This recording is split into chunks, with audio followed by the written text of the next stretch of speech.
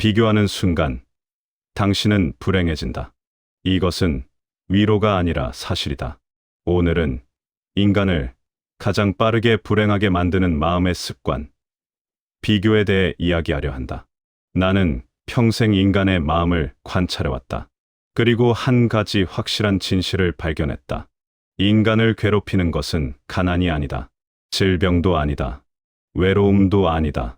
바로 비교다. 우리는 평생 비교하며 살아왔다. 남의 집과 내 집을 비교했다. 남의 자식과 내 자식을 비교했다. 남의 여유와 나의 부족함을 비교했다. 그리고 그 비교 속에서 우리는 조금씩 무너져 내렸다. 이상한 일이다. 분명 나는 어제와 같은 삶을 살고 있는데 남을 보는 순간 내 삶이 초라해 보인다. 왜 그럴까? 그 이유를 오늘 명확히 말하겠다. 비교는 외부에서 시작되지 않는다. 많은 사람들이 착각한다. 남이 나를 불행하게 만든다고 생각한다. 남이 잘 살아서, 남이 행복해 보여서, 남이 자랑해서 내가 불행해진다고 믿는다. 하지만 그것은 진실이 아니다. 비교는 내 마음 안의 결핍에서 시작된다. 결핍이 있는 사람만이 남을 보며 흔들린다. 자기 자리에서 만족하는 사람은 다른 이의 삶을 부러워할 이유가 없다. 이것이 첫 번째 진실이다. 내가 젊었을 때 한 부유한 상인을 만난 적이 있다.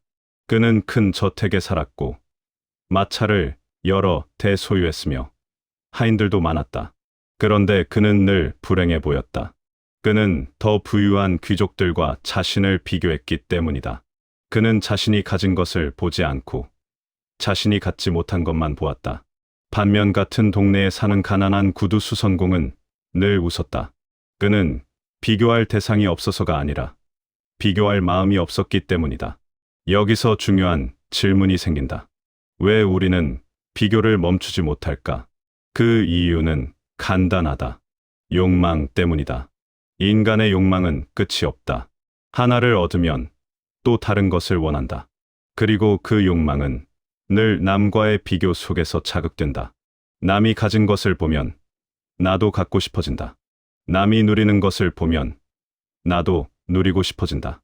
이것이 인간 본성이다. 하지만 여기에 함정이 있다. 우리가 비교할 때 우리는 결코 공정하게 비교하지 않는다. 우리는 남의 겉모습과 내 속마음을 비교한다. 이것이 두 번째 진실이다. 남들의 웃음은 거치다. 그들이 보여주는 행복한 모습, 그들이 모임에서 보여주는 여유로운 태도, 그들이 말하는 자랑스러운 이야기들, 이 모든 것은 표면이다. 하지만 내가 느끼는 피로와 걱정과 불안은 실제다. 나는 내 삶의 모든 고통을 안다. 밤에 잠 못 이루는 걱정, 아침에 일어나기 힘든 피로, 관계에서 느끼는 서운함. 이 모든 것을 나는 생생하게 느낀다. 그런데 남의 삶은 어떤가? 우리는 남의 고통을 보지 못한다. 남도 밤에 잠 못 이루고, 남도 관계에서 상처받고, 남도 걱정과 불안 속에 산다는 것을 우리는 모른다. 아니, 알면서도 외면한다.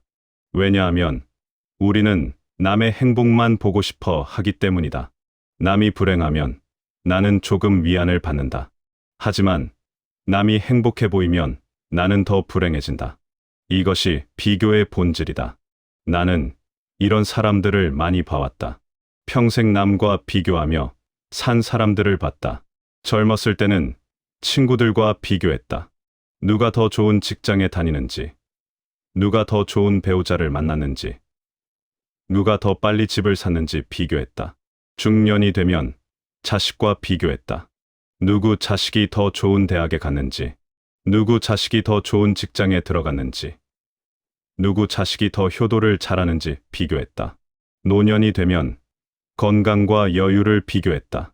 누가 더 건강한지, 누가 더 편안한 노후를 보내는지, 누가 자식들에게 더 사랑받는지 비교했다. 그렇게 평생을 비교하며 살다가 무엇이 남았는가? 불행만 남았다. 그들은 자신이 가진 것을 단 한 번도 제대로 보지 못했다. 늘 남이 가진 것만 보았기 때문이다. 이것이 비교가 만드는 비극이다. 한 노인을 알고 있었다. 그는 평생 성실하게 살았다. 작은 가게를 운영하며 자식 셋을 키웠다. 자식들은 모두 대학을 나왔고 각자의 삶을 잘 꾸려갔다. 그는 건강했고 아내와 사이도 좋았다. 객관적으로 보면 그는 행복한 노년을 보내고 있었다. 하지만 그는 불행했다. 왜냐하면 그는 늘 옆집 친구와 자신을 비교했기 때문이다. 그 친구는 큰 회사에 다니다 은퇴했고 연금이 많았다. 자식들도 더 성공했다. 해외여행도 자주 갔다. 그는 그 친구를 볼 때마다 자신의 삶이 초라하게 느껴졌다. 그렇게 그는 자신이 가진 것을 보지 못한 채 평생을 불행하게 살았다. 반면 다른 노인도 있었다. 그는 젊었을 때 사업에 실패했고 경제적으로 넉넉하지 않았다. 자식들도 특별히 성공하지 못했다. 하지만 그는 늘 만족스러워 보였다. 그에게 비결을 물었더니 그는 이렇게 말했다. 나는 남과 비교하지 않습니다. 내가 가진 것에 감사할 뿐입니다. 그는 작은 것에서 기쁨을 찾았다. 아침에 일어나 산책하는 것, 손자와 함께 밥 먹는 것, 친구들과 이야기 나누는 것.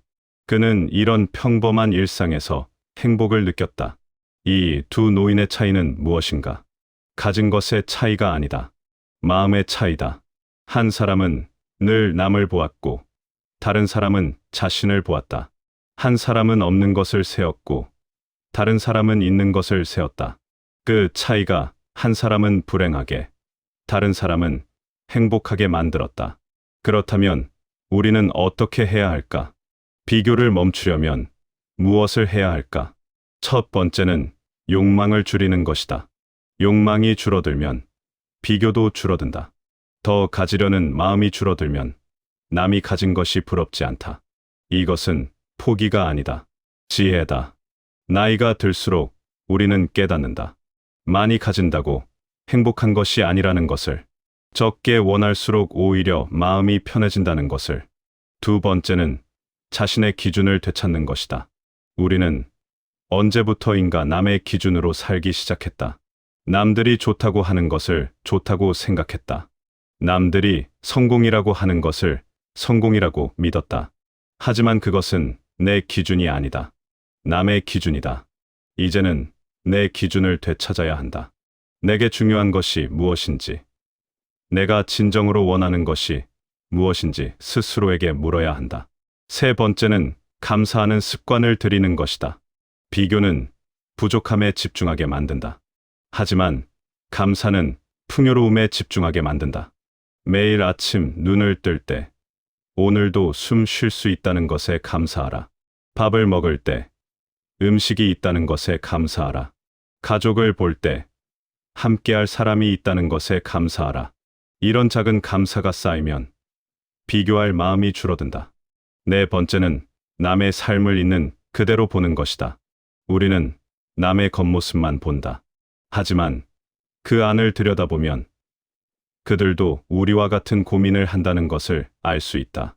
부자에게도 부자의 고민이 있다. 건강한 사람에게도 건강한 사람의 고민이 있다. 성공한 자식을 둔 사람에게도 그 나름의 걱정이 있다.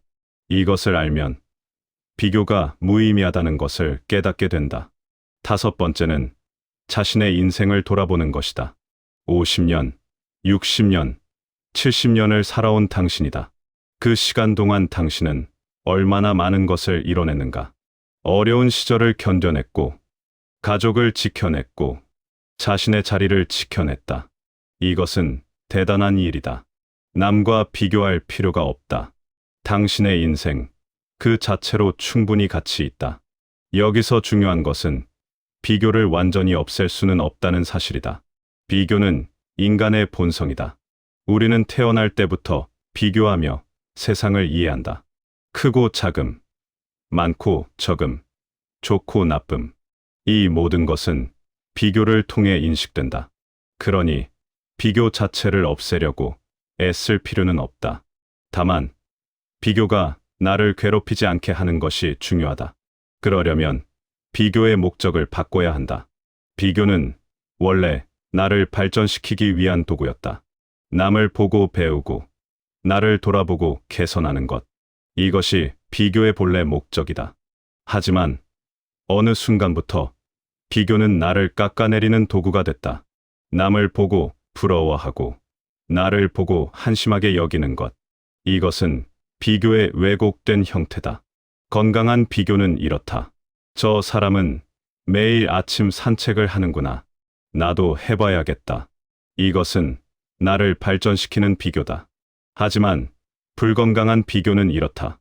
저 사람은 매일 아침 산책을 하는데 나는 왜 이렇게 게으를까? 이것은 나를 깎아내리는 비교다. 같은 상황을 보더라도 어떻게 받아들이느냐에 따라 결과가 달라진다. 나는 한 할머니를 알고 있었다. 그녀는 80대였고 관절이 좋지 않았다. 어느 날 그녀는 같은 나이 또래의 친구가 등산을 하는 것을 봤다. 그때 그녀는 이렇게 생각할 수 있었다. 나는 왜 저렇게 건강하지 못할까? 나는 쓸모없는 사람이다. 하지만 그녀는 다르게 생각했다. 친구는 다리가 건강하구나. 나는 비록 다리는 불편하지만 손은 건강하니 뜨개질을 할 수 있다. 그녀는 자신이 할 수 있는 것에 집중했다. 그리고 그녀는 행복했다. 이것이 핵심이다. 비교는 피할 수 없다. 하지만 비교를 어떻게 받아들이느냐는 선택할 수 있다. 비교를 나를 괴롭히는 도구로 쓸 것인가? 아니면 나를 돌아보는 거울로 쓸 것인가? 이것은 전적으로 당신의 선택이다. 그리고 여기에 하나 더 덧붙이고 싶다. 나이가 들수록 비교는 줄어들어야 한다. 젊었을 때는 비교가 필요할 수 있다. 경쟁 속에서 살아야 하고 더 나아지기 위해 노력해야 하니까. 하지만 50대, 60대, 70대가 되면 이제는 다르다. 이미 당신은 충분히 살아왔다. 충분히 노력했고, 충분히 이뤘다. 이제는 비교를 내려놓고 자신의 삶을 있는 그대로 받아들일 때다. 내가 아는 한 노인은 이렇게 말했다. 젊었을 때는 남들보다 앞서가려고 평생 뛰었습니다. 하지만 이제는 뛸 필요가 없다는 것을 알았습니다. 천천히 걸어도 괜찮습니다. 아니, 멈춰 서서 주변을 둘러봐도 괜찮다. 이제는 속도가 아니라 방향이 중요하다는 것을 깨달았다. 이것이 노년의 지혜다. 비교를 줄이면 삶이 가벼워진다. 남의 시선을 신경 쓰지 않아도 되고, 남의 기준에 맞추지 않아도 된다. 그저 내 삶을 살면 된다. 내가 좋아하는 것을 하고, 내가 사랑하는 사람들과 시간을 보내고, 내가 편안한 방식으로 하루를 보내면 된다. 이것이 전부다. 마지막으로 하나만 더 말하겠다. 비교는 결국 자존감의 문제다. 자존감이 낮은 사람은 늘 남과 비교하며 자신을 확인한다. 남보다 나으면 자신감을 얻고, 남보다 못하면 자신을 비하한다. 하지만 자존감이 높은 사람은 비교할 필요가 없다. 자신의 가치를 스스로 안다. 남이 뭐라 하든, 남이 어떻게 사든, 자신은 자신의 길을 간다. 그러니 이제는 자존감을 키워야 한다. 자신을 사랑하고, 자신을 존중하고, 자신을 믿어야 한다. 당신은 충분히 가치 있는 사람이다.